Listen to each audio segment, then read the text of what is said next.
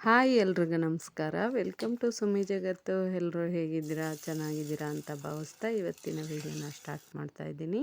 ಇವತ್ತಿನ ವಿಡಿಯೋ ಬಂದು ನೀವು ಆಲ್ರೆಡಿ ನೋಡ್ತಾ ಇರೋ ಹಾಗೆ ರವೆ ಇಡ್ಲಿ ಮಾಡೋದು ಹೇಗೆ ಅಂತ ತೋರಿಸ್ಕೊಡ್ತಾ ಇದ್ದೀನಿ. ಬನ್ನಿ ಮಾಡೋದು ಹೇಗೆ ಅಂತ ನೋಡ್ಕೊಂಬರೋಣ. ನಾನಿಲ್ಲಿ 3 ಕಪ್ಪಷ್ಟು ರವೆನ ತೊಗೊತಾ ಇದ್ದೀನಿ. ಮಾಮೂಲಿ ಉಪ್ಪಿಟ್ಟು ಮಾಡುವಂಥ ರವೆನೇ ತೊಗೊಂಡಿದ್ದೀನಿ. 2 ಕಪ್ಪಷ್ಟು ಮೊಸರನ್ನ ಹಾಕ್ಕೊತಾ ಇದ್ದೀನಿ. ಹಾಗೆ ಅದಕ್ಕೆ ರುಚಿಗೆ ತಕ್ಕಷ್ಟು ಉಪ್ಪನ್ನು ಹಾಕ್ಕೊಂಡು ಚೆನ್ನಾಗಿ ಬ್ಲೆಂಡರಲ್ಲಿ ಮಿಕ್ಸ್ ಮಾಡ್ಕೊತಾ ಇದ್ದೀನಿ. ನೀಟಾಗಿ ಮಿಕ್ಸ್ ಮಾಡ್ಕೋಬೇಕು. ಸ್ವಲ್ಪ ನೀರನ್ನು ಸೇರಿಸ್ಕೊಂಡು ಮಿಕ್ಸ್ ಮಾಡ್ಕೊಂಡಿದ್ದೀನಿ. ಅದಕ್ಕೆ ಮಿಕ್ಸ್ ಮಾಡಿ ನಾನು ನೈಟ್ ಪೂರ್ತಿ ಮುಚ್ಚಿಡ್ತಾ ಇದ್ದೀನಿ. ಇನ್ನು ಬೆಳಿಗ್ಗೆ ಎದ್ದು ಮಾಡ್ಕೊಳ್ಳೋಣ ಇಡ್ಲಿನ ಅಂಥೇಳಿ. ನೀವು ನೋಡ್ಬೋದು ಬೆಳಗ್ಗೆ ಅಷ್ಟರಲ್ಲಿ ಯಾವ ರೀತಿ ಉಪ್ಕೊಂಡಿದೆ ಅಂಥೇಳಿ. ರವೆ ಎಲ್ಲ ಮೊಸರಲ್ಲಿ ಚೆನ್ನಾಗಿ ನೆಂದಿದೆ. ಇವಾಗ ಇದನ್ನು ಇನ್ನೊಂದು ಸ್ವಲ್ಪ ನೀರು ಹಾಕ್ಕೊಂಡು ಚೆನ್ನಾಗಿ ಮಿಕ್ಸ್ ಮಾಡ್ಕೊಂಡಿದ್ದೀನಿ. ಅದಕ್ಕೆ ನಾನಿಲ್ಲಿ 1 ಈರುಳ್ಳಿ, 1 ಕ್ಯಾರೆಟು, ಸ್ವಲ್ಪ ಕೊತ್ತಂಬರಿ ಸೊಪ್ಪನ್ನ ಸೇರಿಸ್ಕೊಂಡು ಚಿಟಿಕೆಯಷ್ಟು ಸೋಡಾನ ಹಾಕ್ಕೊಂಡು ಚೆನ್ನಾಗಿ ಮಿಕ್ಸ್ ಮಾಡ್ಕೊತಾ ಇದ್ದೀನಿ. ಇದನ್ನು ಮಿಕ್ಸ್ ಮಾಡಿ ಇದಕ್ಕೆ ಸ್ವಲ್ಪ ಒಗ್ಗರಣೆನ ಹಾಕ್ಕೊಳ್ಳೋಣ ಅಂಥೇಳಿ ಒಂದು ಪ್ಯಾನ್ ಇಟ್ಕೊಂಡು ಸ್ವಲ್ಪ ಎಣ್ಣೆ, ಕಡಲೆಬೇಳೆ, ಸಾಸಿವೆ, ಕರಿಬೇವು ಹಾಕ್ಕೊಂಡು ಒಂದು ಒಗ್ಗರಣೆನ ಹಾಕ್ಕೊಂಡು ಅದಕ್ಕೆ ಮಿಕ್ಸ್ ಮಾಡ್ಕೊತಾ ಇದ್ದೀನಿ.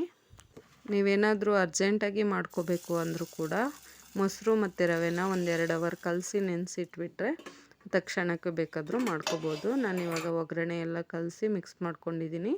ಇಡ್ಲಿ ಪಾತ್ರೆಗೆ ಸ್ವಲ್ಪ ನೀರು ಹಾಕಿ ಬಿಸಿಯಾಗಕ್ಕೆ ಇಡ್ತಾಯಿದ್ದೀನಿ. ಇವಾಗ ಇಡ್ಲಿ ಪಾತ್ರೆಗಳಿಗೆಲ್ಲ ಸ್ವಲ್ಪ ಎಣ್ಣೆ ಹಚ್ಕೊಂಡು ಒಗ್ಗರಣೆನೂ ಕೂಡ ಹಾಕ್ಕೊಂಡು ಮಿಕ್ಸ್ ಮಾಡಿ ಇಟ್ಕೊಂಡಿದ್ದೀನಿ. ಇವಾಗ ಅದನ್ನು ಹಾಕಿ ಬೇಯಕ್ಕಿಡ್ತಾ ಇದ್ದೀನಿ.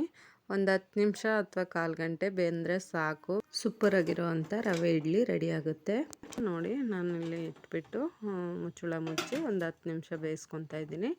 ಬೇಯೋಷ್ಟರಲ್ಲಿ ಚಟ್ನಿ ಕೂಡ ರೆಡಿ ಮಾಡ್ಕೊಳ್ಳೋಣ ಅಂಥೇಳಿ ಕಡಲೆ ಬೀಜನ ಹುರ್ಕೊಂಡಿದ್ದೀನಿ. ಹಾಗೆ ಸ್ವಲ್ಪ ಕಡಲೆ, ತೆಂಗಿನಕಾಯಿ, ಹಸಿರುಮೆಣ್ಸಿನ್ಕಾಯಿ, ಬೆಳ್ಳುಳ್ಳಿ, ಉಪ್ಪು, ಕೊತ್ತಂಬರಿ ಸೊಪ್ಪನ್ನ ಸೇರಿಸಿ ಚಟ್ನಿ ರೆಡಿ ಮಾಡ್ಕೊಂಡಿದ್ದೀನಿ.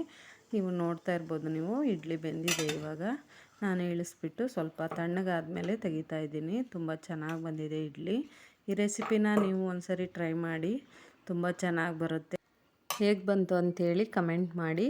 ಹಾಗೆಯೇ ಈ ವಿಡಿಯೋ ನಿಮಗೆಲ್ಲ ಇಷ್ಟ ಆಗುತ್ತೆ ಅಂತ ಭಾವಿಸ್ತೀನಿ. ಇಷ್ಟ ಆದಲ್ಲಿ ಪ್ಲೀಸ್ ಒಂದು ಲೈಕ್ ಮಾಡಿ, ಶೇರ್ ಮಾಡಿ, ಕಮೆಂಟ್ ಮಾಡಿ. ಹಾಗೆ ಯಾರೆಲ್ಲ ನಮ್ಮ ಚಾನಲ್ನ ಫಸ್ಟ್ ಟೈಮ್ ನೋಡ್ತಾ ಇದ್ದೀರಾ ಪ್ಲೀಸ್ ಸಬ್ಸ್ಕ್ರೈಬ್ ಮಾಡ್ಕೊಂಡು ನೋಡಿ ಅಂತ ಹೇಳ್ತಾ ಇವತ್ತಿನ ವಿಡಿಯೋನ ಮುಗಿಸ್ತಾ ಇದ್ದೀನಿ. ನಮ್ಮ ಚಾನಲ್ಗೆ ಇದೇ ರೀತಿ ಸಪೋರ್ಟ್ ಮಾಡ್ತೀರಿ ಅಂತ ಹೇಳ್ತಾ ಎಲ್ರಿಗೂ ಥ್ಯಾಂಕ್ ಯು.